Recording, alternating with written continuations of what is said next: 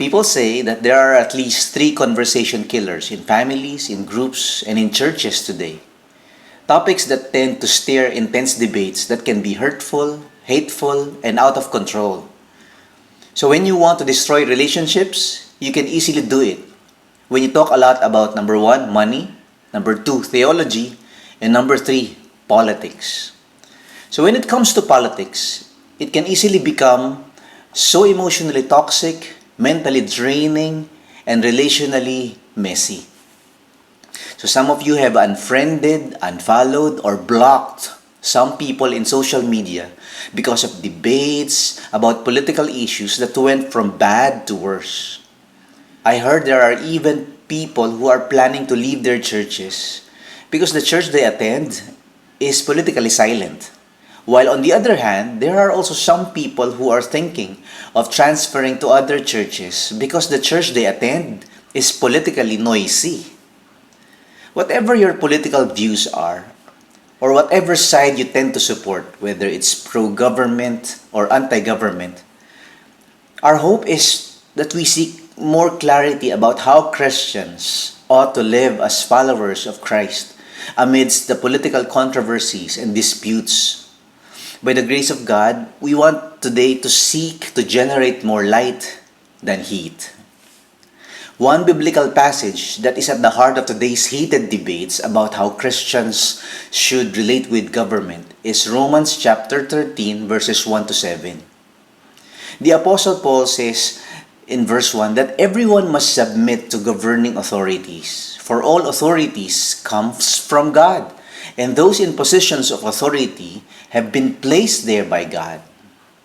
This instruction has also resemblance with the Apostle Peter's exhortation in 1 Peter chapter 2, 13 to 14. For the Lord's sake, submit to all human authority, whether the king as the head of state or the officials he has appointed. The passage in Romans 13 must be seen as part of a larger unified literary unit that surround it. The book of Romans can be divided into two parts. Chapter 1 to 11 can be tied together to the theme receiving the gospel. It is all about how we have become recipients of the gospel, how we are saved, forgiven, declared righteous, and given a new identity because of God's grace and mercy and love for us. Chapters 12 to 16 can be summarized with the idea of living the gospel. It is all about how we ought to live after we have experienced God's forgiveness and redemption. Living the gospel touches all our relationships. Relationship with God, with fellow believers, with non-believers, with our enemies, with government authorities, and with the world in general. Because of God's merciful redemption, Christians are told that to belong to God involves striving to be and to do what is in accordance with God's character. The Apostle Paul is teaching us how we live our lives as people who have received God's mercy. In other words, Paul is saying to Christians that because of all he has done for you, so now you should do all these things. Give your bodies as a living and holy sacrifice. Do not copy the behavior and customs of the world. Be conformed to God's character. Love others and help those in need.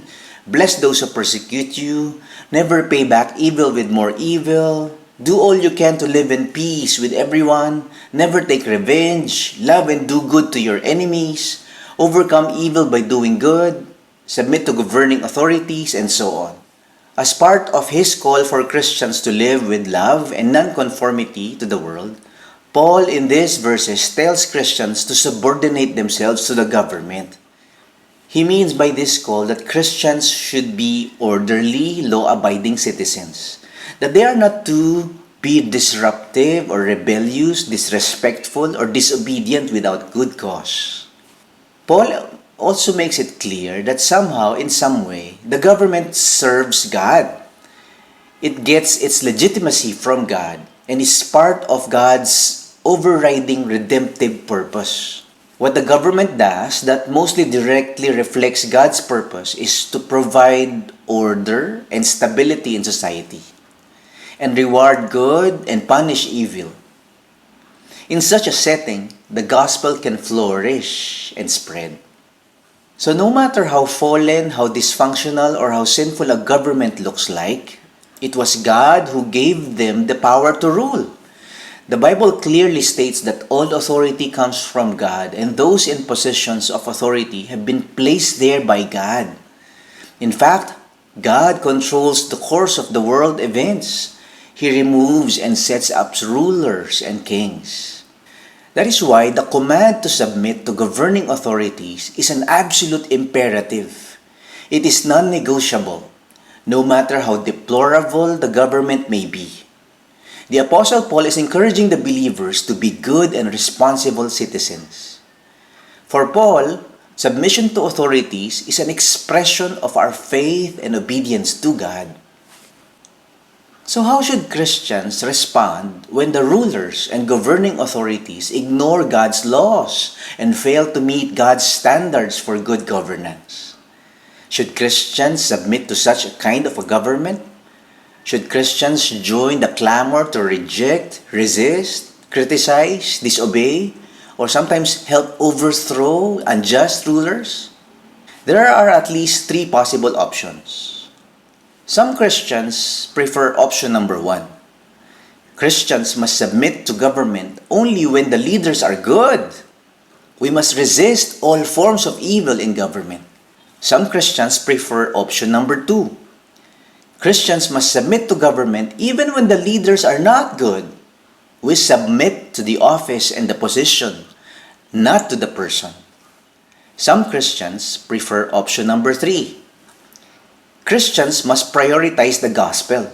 We submit to the government, but we disobey government only when leaders prohibit us from preaching the gospel or stop us from worshiping Christ. This world is fallen and all governments are sinful, broken, and imperfect. Our highest role is to share the gospel and make disciples.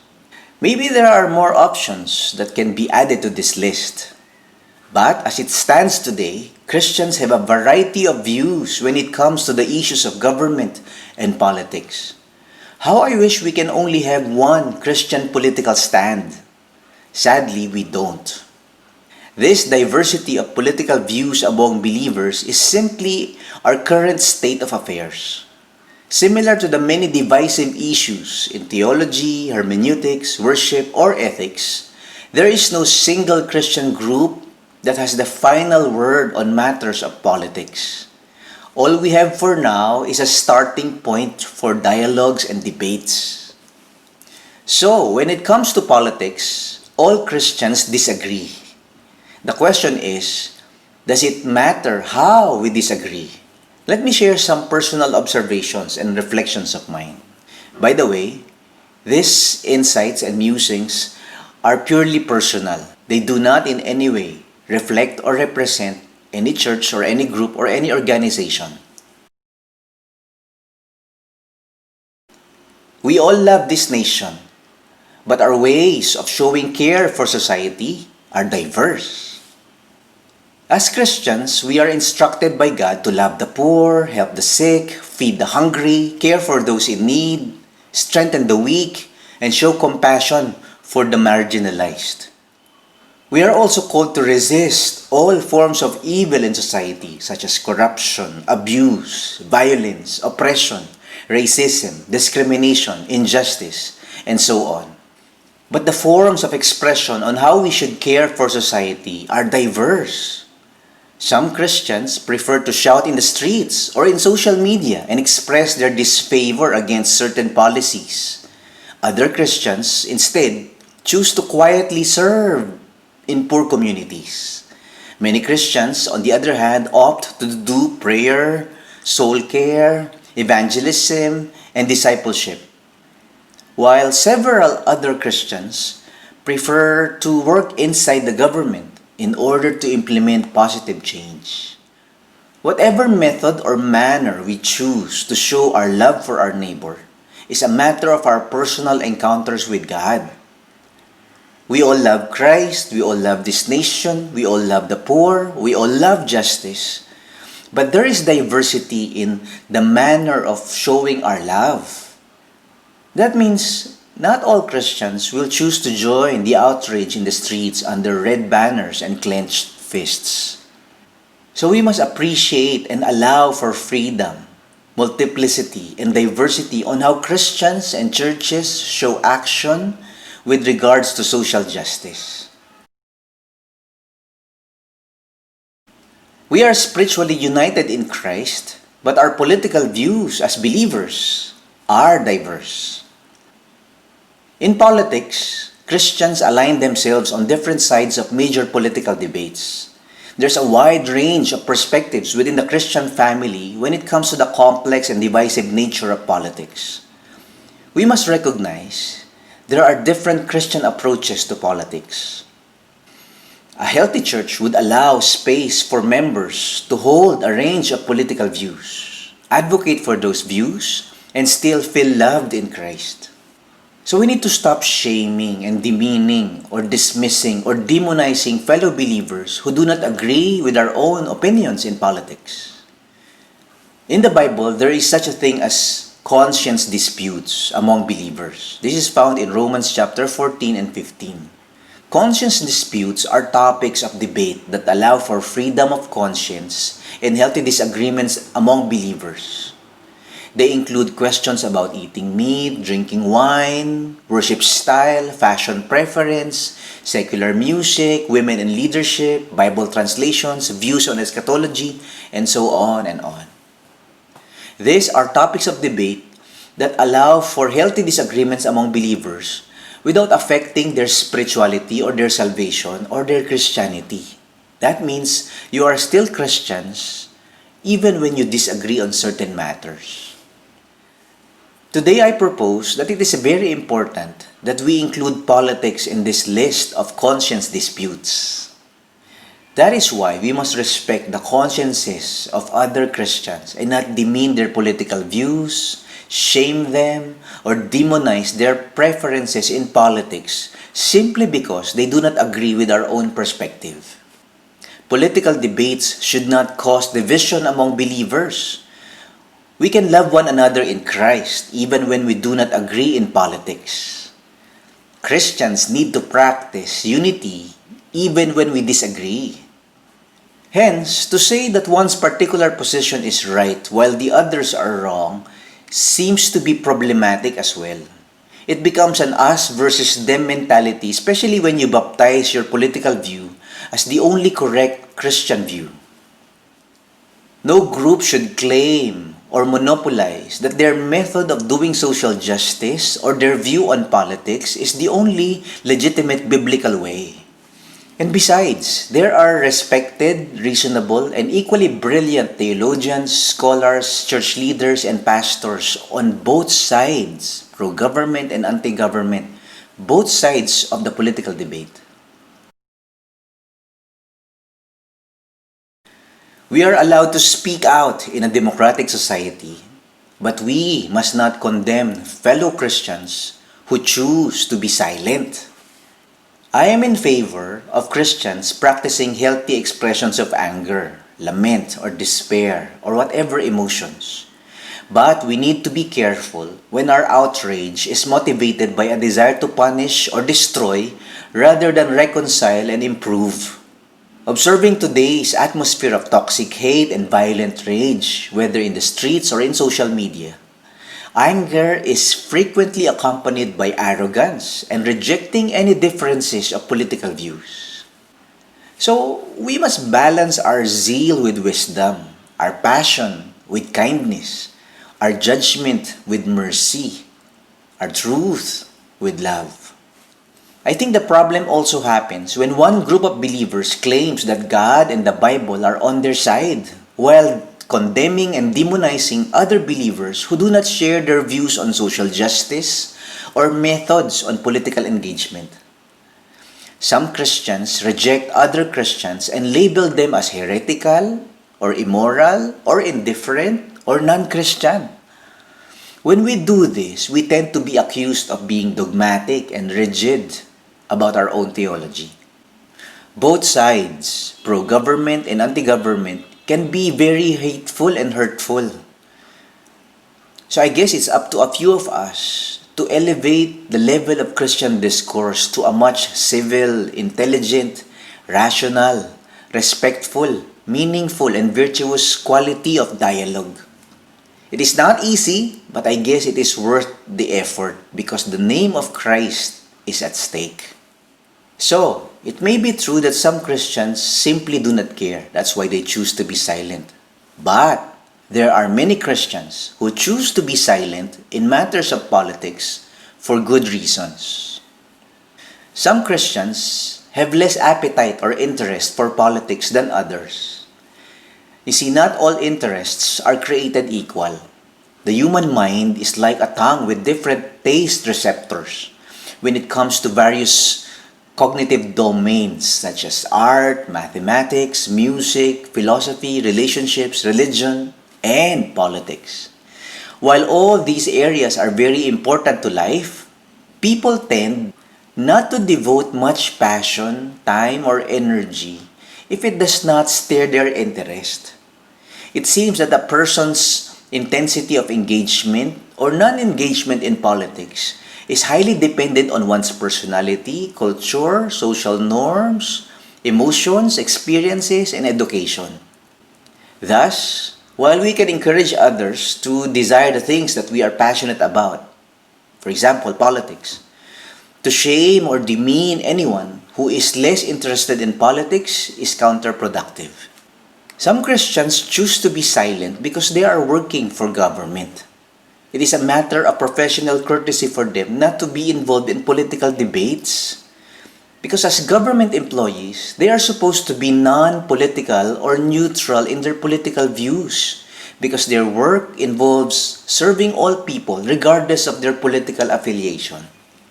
Some Christians choose to be silent because they are doing ministry of the gospel proclamation towards government officials.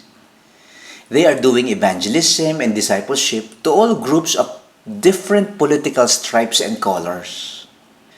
These are pastors who are leading Bible studies, discipleship groups, training seminars, and building relationships geared towards bringing Christ to hundreds of political leaders in Malacanang, Congress, Senate, Supreme Court, and local government offices.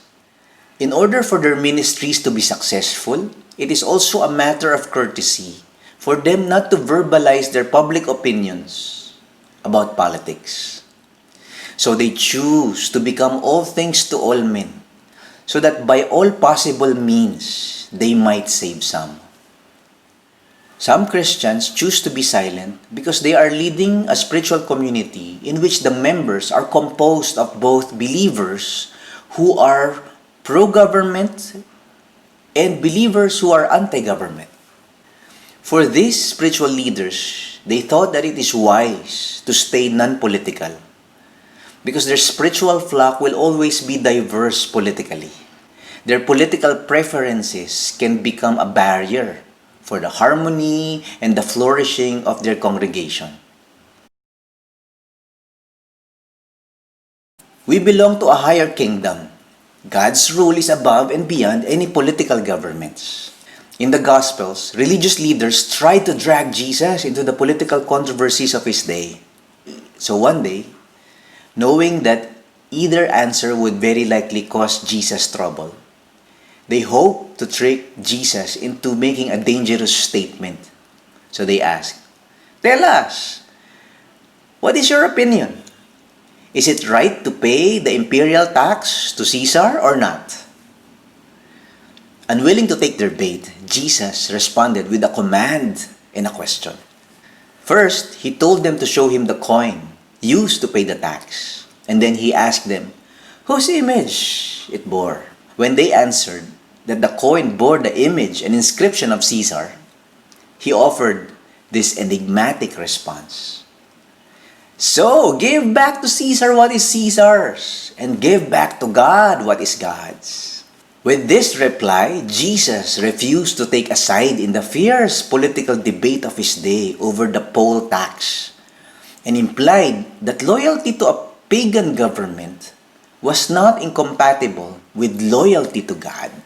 It is also interesting to know that among Jesus' 12 disciples, he included one government official who is loyal to Rome, Matthew the tax collector, and one revolutionary activist who wants to fight Rome, Simon the zealot. While Jesus did not condemn Matthew's apparent submission and service to a tyrannical government like Rome, he neither condemned Simon's anti-government convictions. Jesus seems to be showing us that the values, the principles, and the purposes of his kingdom are beyond and above the political kingdoms of this world. Matthew and Simon have different political preferences, but at the end of the day, they are both believers and followers of Jesus. That means we may disagree with other believers about their opinion about the government. Yet, at the end of the day, we all belong to Christ's family. The truth about governments, empires, and rulers is that they all come and go. They all rise and fall. Yet God remains to be the sovereign authority and ruler over our nation, over our world. God is in charge. This means that our highest loyalty and allegiance belong to God, not to political entities or movements or governing authorities. God is the true king over all other kings. We are citizens of a higher kingdom. That is why no matter who rules our world, tyrants, corrupt leaders, or empires, as God's people, we can have confidence and hope instead of panic or fear or anger or despair. We can have confidence and hope that God's rulership is above and beyond all the kingdoms of this world. We must still follow the way of Christ. As His followers, we are called to unity, not uniformity. There is no call in the Bible for believers to possess political unity. There will never be one political stand or one political voice. But there will always be a call for all Christians to maintain spiritual unity. So, in essentials, there must be unity. In the non-essentials, there must be liberty. In all things, there must be charity.